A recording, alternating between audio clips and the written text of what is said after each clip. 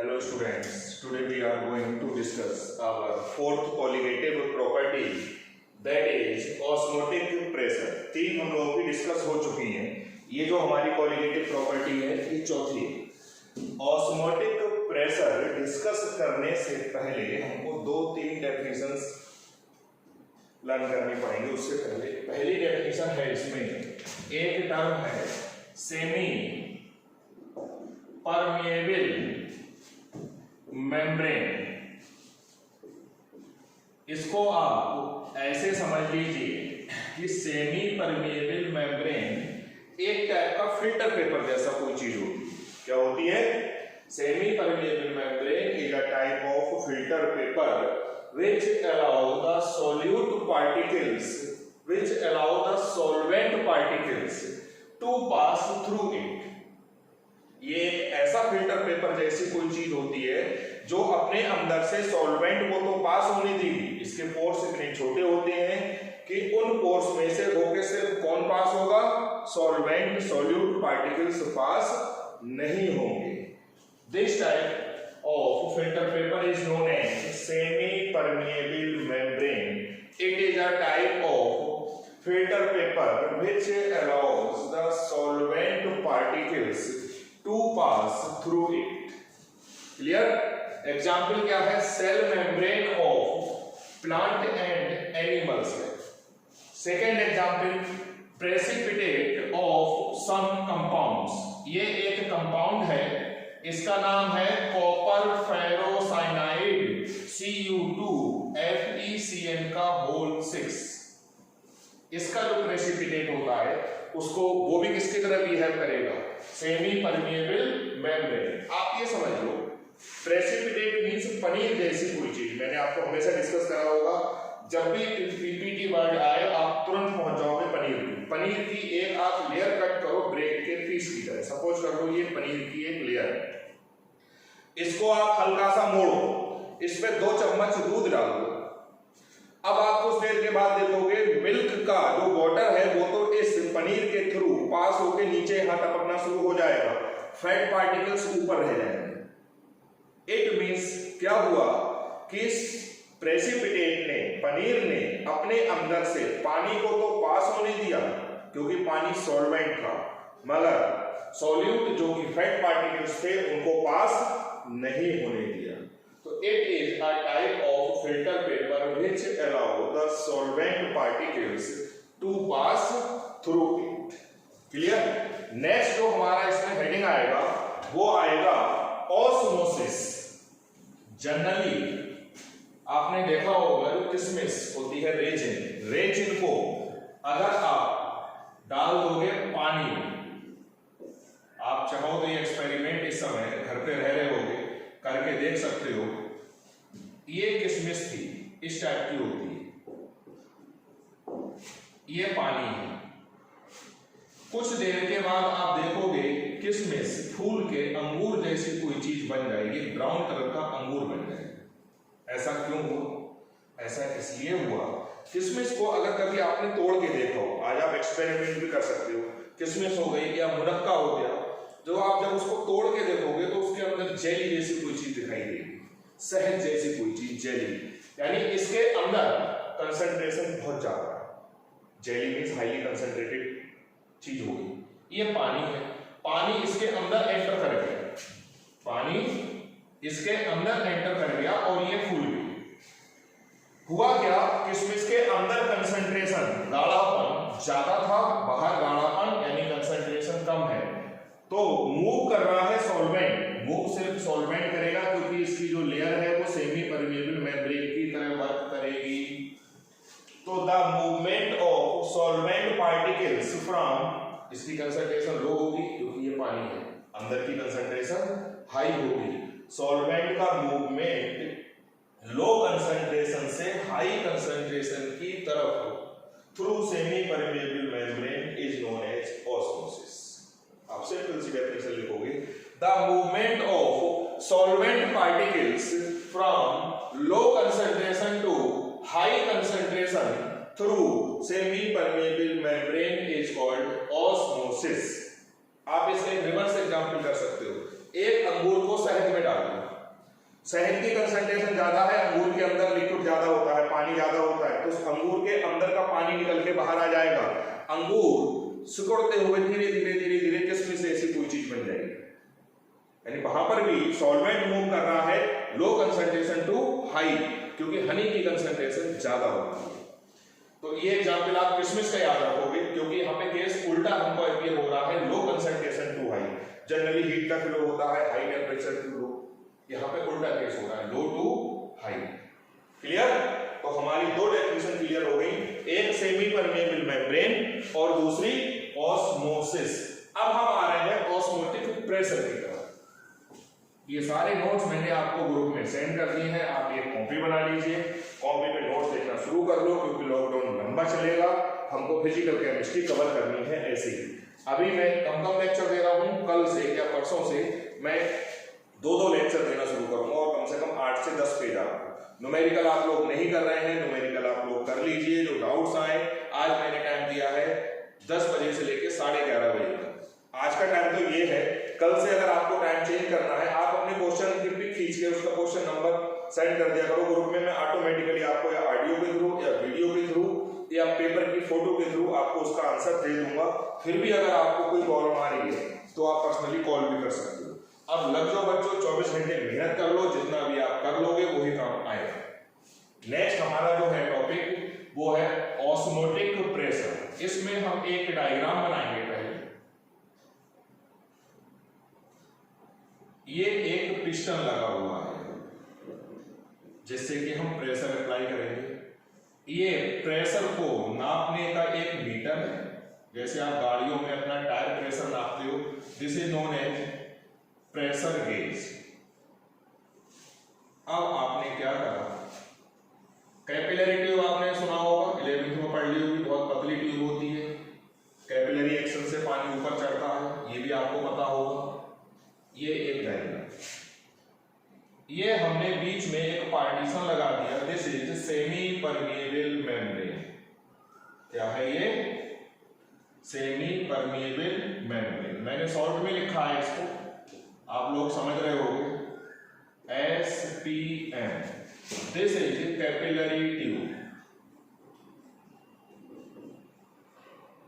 Capillary tube. इस side में solvent fill कर दिया, सॉल्वेंट की कंसंट्रेशन कम होगी, कंसंट्रेशन मींस गाढ़ापन, यानी सॉल्वेंट पतला होगा। This is solvent. इस साइड में हमने वो सॉल्यूशन भर दिया जिसका आपको ऑस्मोटिक प्रेशर कैलकुलेट करना है। चीनी का होगा, नमक का होगा, ग्लूकोज का होगा, आपकी अपनी श्रद्धा है कि आप काहे का बनाओ, कितनी कंसंट्रेशन का बनाओ, ये भी आप पे डिपेंड करता है। This is solution. अब होगा क्या, कैपिलरी ट्यूब में पानी ऊपर चढ़ गया, सपोज कर लो 2 सेंटीमीटर या 3 सेंटीमीटर जो भी होगा, धीरे धीरे इसकी कंसंट्रेशन कम है, ये सॉल्वेंट है, इसकी कंसंट्रेशन हाई है। ऑस्मोसिस में सॉल्वेंट मूव करता है लो कंसंट्रेशन टू हाई, यानी सॉल्वेंट इधर से इधर मूव करेगा through this semi permeable membrane. ये सेमी परमिएबल मेम्ब्रेन रिप्रेजेंट करिए। कैसे पता लगेगा हमको बच्चों की, पानी उधर से यानी सॉल्वेंट उधर से इधर आ रहा है, हमने सॉल्वेंट का यहाँ पे एग्जांपल वाटर लिया, दिखाई तो देगा नहीं हमको। कैसे पता लगाओगे आप कि सॉल्वेंट का मूवमेंट इधर से इधर हो रहा है या नहीं हो रहा है? सोचो जरा, जैसे ही सॉल्वेंट इधर से इधर आएगा, इस कैपिलरी ट्यूब का पानी का लेवल नीचे आना शुरू हो जाएगा। कैपिलरी ट्यूब क्यों ली? क्योंकि बहुत थोड़ा सा भी पानी अगर इधर आएगा तो लेवल बहुत नीचे हो जाएगा एकदम से। कैपिलरी ट्यूब में तो एक ड्रॉप पानी ही 3-4 मीटर लंबी ट्यूब के अंदर फिल हो जाएगा। बहुत थोड़ा सा सॉल्वेंट इधर आएगा, कैपिलरी ट्यूब का लेवल एकदम से आपको एक्टिव हो जाएगा, नीचे आता होगा। आप समझ जाओगे कि ऑस्मोसिस हो रहा है। जैसे ही ये लेवल नीचे आना शुरू हो, वैसे ही इस पिस्टन से प्रेशर लगाना शुरू कर दो, इस पे वेट रखना शुरू कर दो, 10 ग्राम, 20 ग्राम, 50 ग्राम, 100 ग्राम। इस पिस्टन पर तब तक आप प्रेशर बढ़ाते जाओगे जब तक कि सॉल्वेंट इधर से इधर आना बंद ना हो। अब यहाँ पे फिर प्रॉब्लम आ गई, कैसे हमको पता लगेगा कि सॉल्वेंट इधर से इधर नहीं आ रहा है? जब सॉल्वेंट इधर से इधर नहीं आएगा तो इस कैपिलरी ट्यूब का लेवल कांस्टेंट हो जाएगा। सपोज कर लो इसका लेवल यहां से यहां पे आके कांस्टेंट हो गया। अब लेवल ना ऊपर जा रहा है ना नीचे जा रहा है। अब आप समझ जाओगे कि अब ऑस्मोसिस नहीं हो रहा है। क्यों नहीं हो रहा है?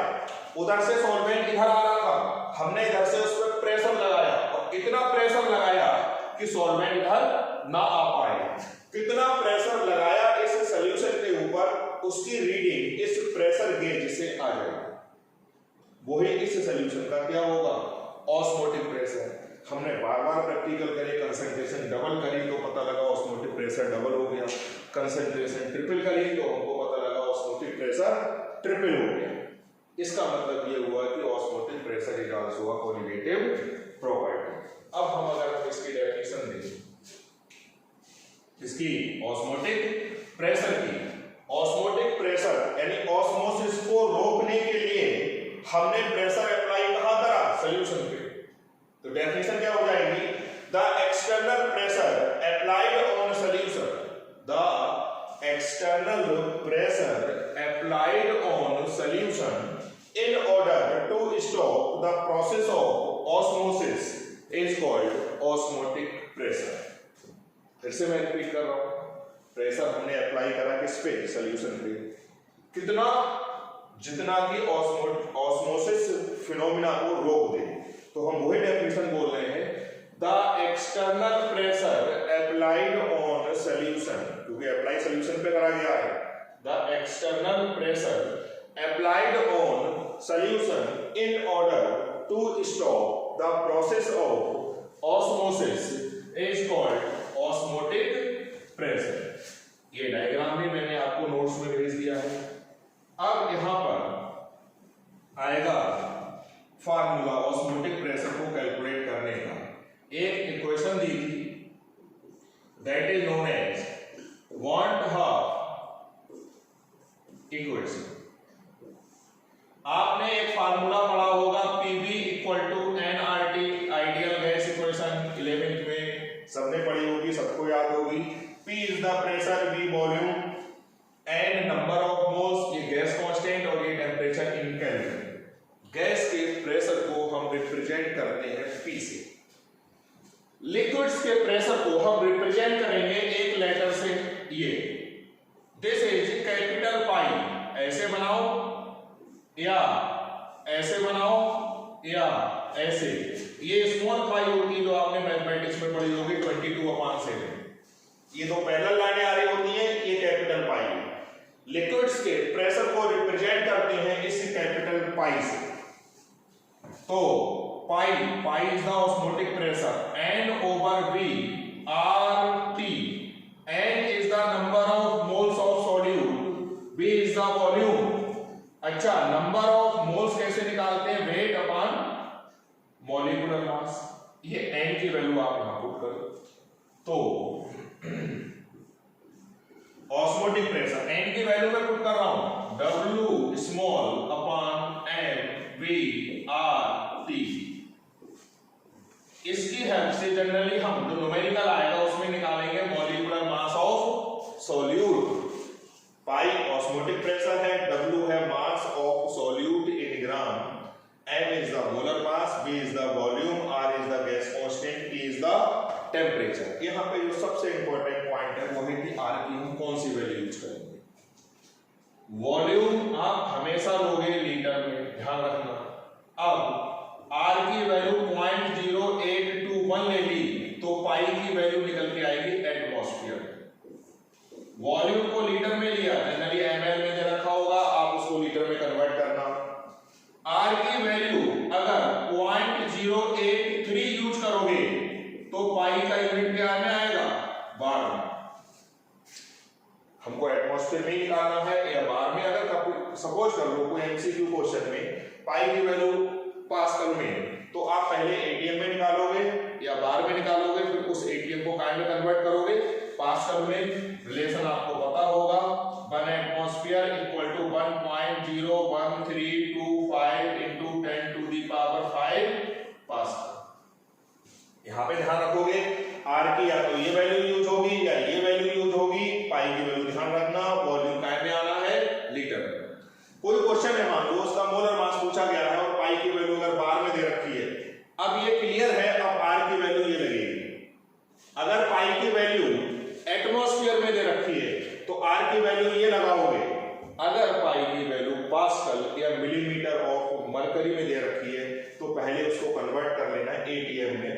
थी, ये वैल्यू यूज करना, क्योंकि आपको पता है 1 atm equal to 760 millimetre of mercury. Clear? यहां तक क्लियर हो गया आपको। अब हमारे पास 4 कॉलिगेटिव प्रॉपर्टीज थी। चारों कॉलिगेटिव प्रॉपर्टीज की हेल्प से हम मॉलिक्यूलर मास निकालते थे। हर किसी में सॉल्यूट का मॉलिक्यूलर मास का फार्मूला आ रहा था। क्वेश्चन ये आता है कि चारों कॉलिगेटिव प्रॉपर्टीज में किसी भी सॉल्यूट का मॉलिक्यूलर मास निकालने के लिए सबसे इफेक्टिव कौन सी कॉलिगेटिव प्रॉपर्टी है, कौन सी कॉलिगेटिव प्रॉपर्टी को प्रेफरेंस मिलेगी किसी भी सॉल्यूट या किसी भी पॉलीमर या सॉल्यूट के मोलर मास को निकालने के। अब अगर हम आते हैं एलिवेशन इन बॉइलिंग पॉइंट में जो आपको टेम्परेचर मेंटेन करना होगा अपने एक्सपेरिमेंट का, वो बॉइलिंग पॉइंट वाला। सपोज कर लो अगर सॉल्वेंट आप पानी ले रहे हो तो 100 डिग्री सेल्सियस मेंटेन करना पड़ेगा, जो कि काफी डिफिकल्ट है। डिप्रेशन इन फ्रीजिंग पॉइंट वाली कॉलिगेटिव प्रॉपर्टी अगर आप यूज करोगे तो आपको अगर सॉल्वेंट पानी है तो 0 डिग्री सेल्सियस टेम्परेचर मेंटेन करना पड़ेगा, जो कि काफी डिफिकल्ट है। ये जो है कौन सा वाला ऑस्मोटिक प्रेशर मेथड, ये किसी भी टेम्परेचर पे हो जाता है। रूम टेम्परेचर पे गर्मी है तो गर्मी में एक्सपेरिमेंट कर सकते हो, सर्दी का मौसम है तो उसमें कर सकते हो। यहाँ पे टेम्परेचर की कोई लिमिट नहीं है, जो भी टेम्परेचर होगा वो आप अपने इस फार्मूले में लगा दो, यानी ये रूम टेम्परेचर पे ही कैलकुलेट हो जाएगा, इसलिए इसको प्रेफरेंस मिलेगी। दूसरी बात यहाँ पर हमने लिखी कैपिलरी ट्यूब। अगर कोई पॉलीमर है, पॉलीमर जनरली वो होती है जिनके मॉलिक्यूलर मास बहुत ज्यादा होते हैं। Depression in freezing point, elevation in boiling point या relative lowering in vapour pressure, वो कॉलिगेटिव प्रॉपर्टी तब हम अपीयर हो पाती है हमको जब हम ढेर सारा सॉल्यूट घोल देते हैं। थोड़ा बहुत घोलने पर उनकी वैल्यू हमको ऑब्जर्व नहीं होती है, लेकिन ऑस्मोटिक प्रेशर बहुत जल्दी ऑब्जर्व हो जाएगा क्योंकि कैपिलरी ट्यूब ली गई है। थोड़ा सा सॉल्यूट घोला, एकदम से ऑस्मोसिस होना शुरू हुआ, एकदम से हमारी रीडिंग आ गई। वो कॉलिगेटिव प्रॉपर्टी तब आएंगी जब बहुत ज्यादा सॉल्यूट घोला जाएगा, ये तब आ जाएगी जब बहुत कम डाइल्यूट सॉल्यूशन में भी रीडिंग आ जाएगी। वहां पर डाइल्यूट सॉल्यूशन में रीडिंग नहीं आएगी, उनके लिए एक पर्टिकुलर टेम्परेचर मेंटेन करना पड़ता है। यहाँ पर टेम्परेचर की लिमिट नहीं है कि हम फ्रीजिंग पॉइंट वाला टेम्परेचर मेंटेन करेंगे या बॉइलिंग पॉइंट वाला, उससे कोई फर्क नहीं पड़ता। तो एक ये क्वेश्चन आता है कि कौन सी कॉलिगेटिव प्रॉपर्टी को प्रेफरेंस मिलेगी सॉल्यूट के मॉलिक्यूलर मास को कैलकुलेट करने में, तो उसका आंसर होगा ऑस्मोटिक प्रेशर मेथड। अब हमारा जो इसमें एक नेक्स्ट टॉपिक है वो है एबनॉर्मल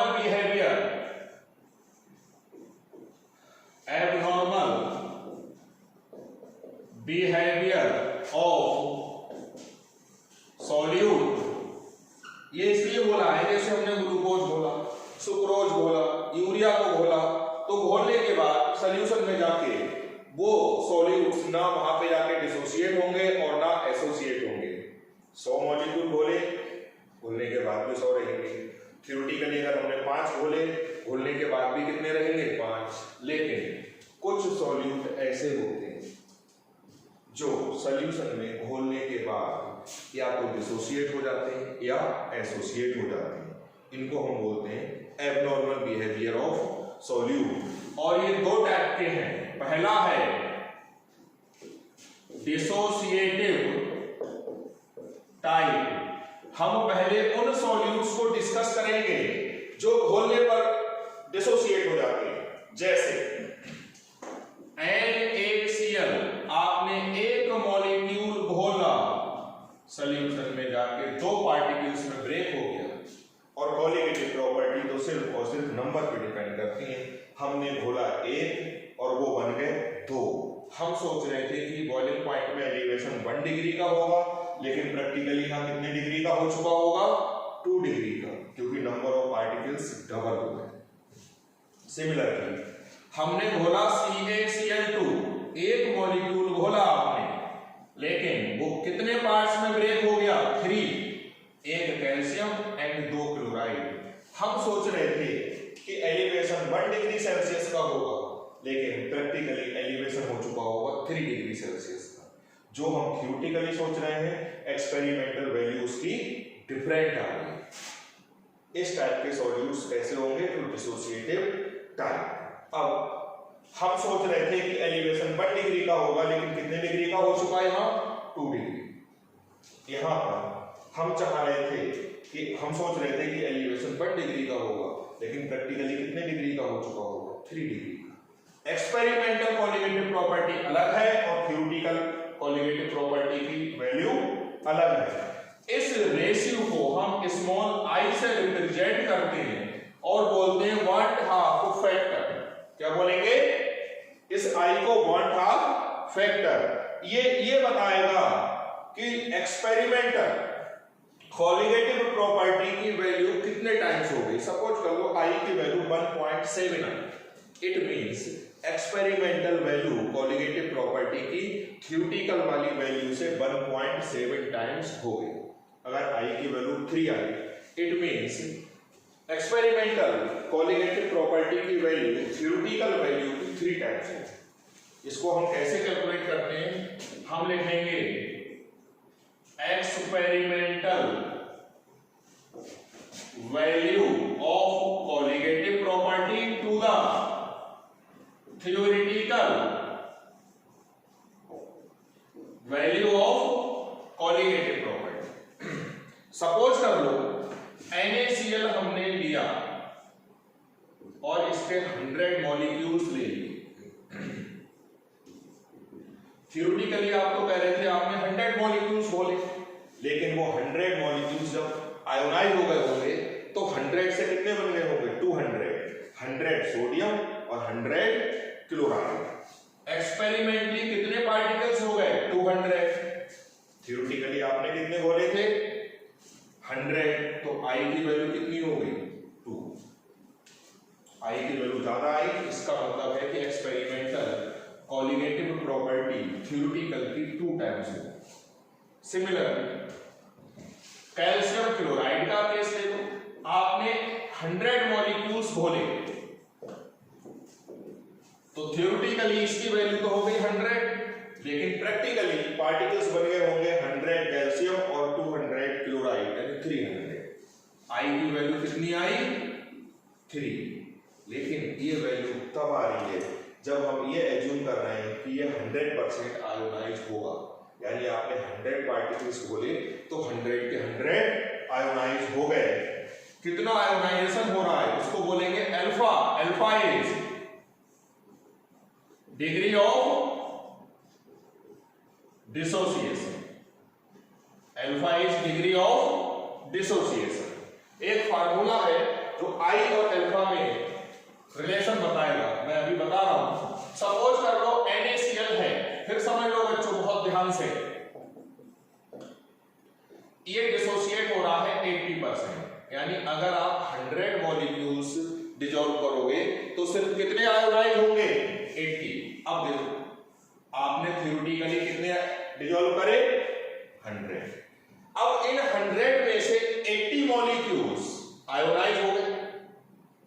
80 मॉलिक्यूल जब आयोनाइज हुए होंगे तो कितने बन गए? 160, क्योंकि एक मॉलिक्यूल 2 पार्टिकल में आयोनाइज हो रहा है, तो 80 पार्टिकल्स आयोनाइज होकर कितने बना देंगे?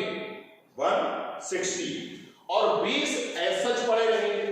भाई 100 लिए, 100 में से आयोनाइज कितने हो रहे हैं? 80। 20 तो वैसे ही पड़े रहे, टोटल कितने हो गए? 180।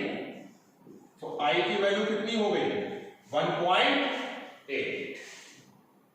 इसको हम ऐसे नहीं करेंगे कैलकुलेट, इसका डायरेक्ट एक फार्मूला है, और वो फार्मूला क्या है? Alpha equal to i minus 1 n minus 1। I की वैल्यू डिसोसिएटिव टाइप में हमेशा आएगी greater than 1। Greater than 1। Alpha is the degree of dissociation, i is the van't Hoff factor, n वो वैल्यू है जिसमें वो मॉलिक्यूल आयोनाइज होगा। जैसे NaCl 2 में आयोनाइज होगा तो NaCl के लिए स्मॉल n की वैल्यू 2 हो गई। कैल्शियम क्लोराइड 3 में आयोनाइज होगा, 3 पार्टिकल्स में, तो n की वैल्यू कितनी हो गई? 3। कुछ मॉलिक्यूल्स आएंगे डिफरेंट टाइप्स के, जैसे ये कोऑर्डिनेशन कंपाउंड वाले हैं ये, जब ये आयोनाइज होगा तो टोटल नंबर ऑफ पार्टिकल्स होंगे 5। कैसे? इस केस में ये जो स्क्वायर ब्रैकेट है आप इसको ब्रेक नहीं करोगे। जब ये आयोनाइज होगा तो 4 पोटेशियम और ये -4, ये -4 और ये +4, टोटल बैलेंस हो गया 4। टोटल नंबर ऑफ पार्टिकल्स हो गए 4 and 1 5। मैं एक एग्जांपल और दे रहा हूं। अगर ये एग्जांपल है K2PtCl4, ये आयोनाइज होगा 3 में, फिर समझ लो आप, एक तो स्क्वायर ब्रैकेट होगी -2 चार्ज और 2 कौन हो गए? पोटेशियम। तो total number of particles 2 and 1 3। Clear? यहां पर अब मैंने एक टेबल आपको बनाई और वो टेबल बना के दी है, नोट्सों में भेजी है। उस टेबल में आप आई की वैल्यू निकालोगे और ग्रुप में डाल दोगे, आपस में सबकी क्रॉस चेक हो जाएगी। अगर कोई वैल्यू आगे पीछे होगी, गलत होगी, तो मैं उसको करेक्ट कर दूंगा। एबनॉर्मल बिहेवियर में हमने आज पढ़ा डिसोसिएटिव टाइप सॉल्यूट्स के बारे में। डिसोसिएटिव टाइप सॉल्यूट्स के लिए एक्सपेरिमेंटल वैल्यू, कोलिगेटिव प्रॉपर्टी की जो आएगी वो थ्योरेटिकल वैल्यू से हमेशा ज्यादा आएगी। कितनी ज्यादा आएगी वो हम कैलकुलेट करेंगे। दूसरा आता है इसमें एसोसिएटिव टाइप सॉल्यूट, वो सॉल्यूट जो सॉल्यूशन में डिसॉल्व करने पर एसोसिएट हो जाएंगे, आपस में जुड़ जाएंगे। 2 मॉलिक्यूल जुड़ के एक बना तो डाइमर, 3 जुड़ के एक बना तो ट्राइमर, 4 जुड़ के एक बना तो टेट्रामर, ढेर सारे जुड़ के एक बन गया तो पॉलीमर। वो हम नेक्स्ट लेक्चर में डिस्कस करेंगे। अब बच्चों हमको अपनी स्पीड बढ़ानी पड़ेगी। आपको समझ में आ रहा होगा, नहीं आ रहा है कोई सजेशन है कि सर आपकी स्पीड ज्यादा है, आवाज कम है, बोर्ड पे लिखा हुआ छोटा है या बड़ा है, वो आप मुझे बताओगे, उसी हिसाब से मैं अपने आप को चेंज कर लूंगा। अब आप ये मान लो कि हमको 4 चैप्टर करने ही करने हैं ऐसे ही वीडियो की हेल्प से। कोई भी प्रॉब्लम है आप फोन कर सकते हो, आप मुझे टाइम बता दो, व्हाट्सएप पे मैसेज कर दो ग्रुप में, या मुझे पर्सनल मैसेज कर दो, मैं आपको टाइम बता दूंगा। मैं अवेलेबल हूँ आपके साथ हमेशा। हमको स्पीड बढ़ानी पड़ेगी, करना ही करना है। यहाँ तक क्लियर हो गया? कोई भी डाउट हो तो मुझे बताना। ये एबनॉर्मल बिहेवियर वाला टॉपिक बहुत इंपॉर्टेंट है। मैं एक इसकी आईआईटी और मेडिकल की सीट भी आपको पीडीएफ बना के एमसीक्यू क्वेश्चन की 100 क्वेश्चंस की व्हाट्सएप करूंगा, जिसमें कि जो सारे क्वेश्चंस हैं वो एनसीईआरटी बेस्ड है। अब इसमें जो एसोसिएटिव टाइप वाला टॉपिक है वो कल होगा। उसके बाद अब इसमें हमारा बचता है आइडियल और नॉन आइडियल सॉल्यूशन और हेनरीज लॉ। चैप्टर फिनिश हो जाएगा। आप एनसीईआरटी से रीडिंग करते रहो, जो चीज समझ में नहीं आया मार्क करो, फोटो खींचो, मुझे भेज दो, मैं आपको एक्सप्लेन कर दूंगा। Thank you.